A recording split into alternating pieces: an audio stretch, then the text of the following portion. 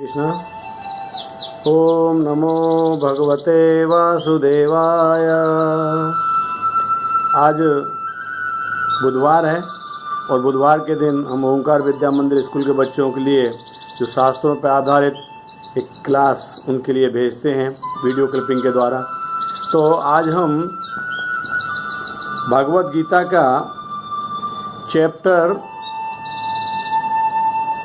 2 श्लोक संख्या 20, चैप्टर 2 श्लोक संख्या 20।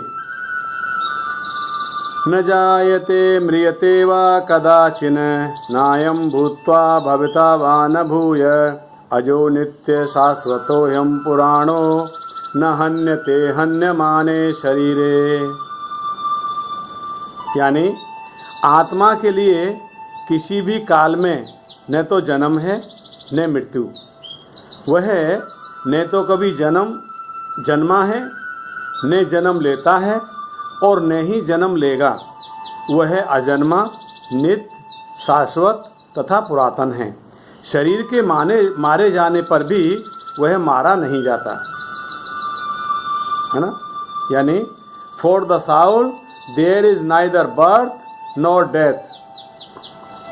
Eight any time he has not come into being, does not come into being and will not come into being. He is unborn, eternal, ever existing and primeval.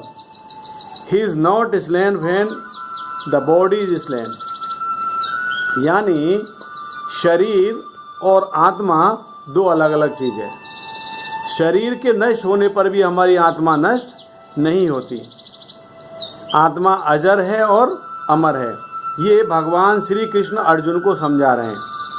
क्यों समझा रहे हैं? क्योंकि अर्जुन को मोह उत्पन्न हो गया था कि मैं अपने सभी सगे संबंधियों के साथ में युद्ध करके उनको मृत्यु प्रदान नहीं कर सकता।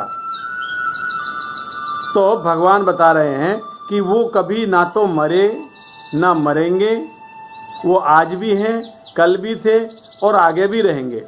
सिर्फ ये शरीर उनका नष्ट हो जाएगा, आत्मा उनकी नष्ट नहीं होगी। आत्मा शाश्वत है। तो इसी प्रकार से हमें ये समझना चाहिए कि हम पहले भी थे, आज भी हैं और आगे भी रहेंगे। तो जब हमें लॉन्ग टर्म से हम ऑलवेज रहेंगे, शाश्वत हैं, तो हमें क्या करना चाहिए? हमें वही करना चाहिए जो शाश्वत है। कैसे शाश्वत है? तो हमें हमारे जीवन को शास्त्रों के आधार पर जीना चाहिए, वही शाश्वत है। भौतिक जगत ये शाश्वत नहीं है। शाश्वत इटर्नल जो भगवान का जो आध्यात्मिक जगत है, जो गोलोक वृंदावन धाम है, भगवान का वैकुंठ, वो शाश्वत है। तो हमें भगवान की भक्ति करनी चाहिए अपने जीवन का निर्वाह करते हुए। इसका मतलब ये नहीं है कि हमें अपने भौतिक जीवन के निर्वाह के लिए कार्य नहीं करने चाहिए, उद्यम नहीं करने चाहिए। सब कुछ करना चाहिए, मगर साथ के साथ भगवान की भक्ति करनी चाहिए और इस प्रकार से जीना चाहिए इस भौतिक जगत में। जैसे पानी के अंदर कमल का फूल, जिस प्रकार से तालाब में जो कमल का फूल होता है, उसके जो पत्ते होते हैं वो पानी से कभी भीगते नहीं हैं। पानी में रह के भी कमल का पत्ता पानी से भीगता नहीं है। तो ठीक उसी प्रकार से हमें इस भौतिक जगत में रहते हुए भी हमें इससे प्रभावित नहीं होना चाहिए, आसक्त नहीं होना चाहिए, अटैच नहीं होना चाहिए।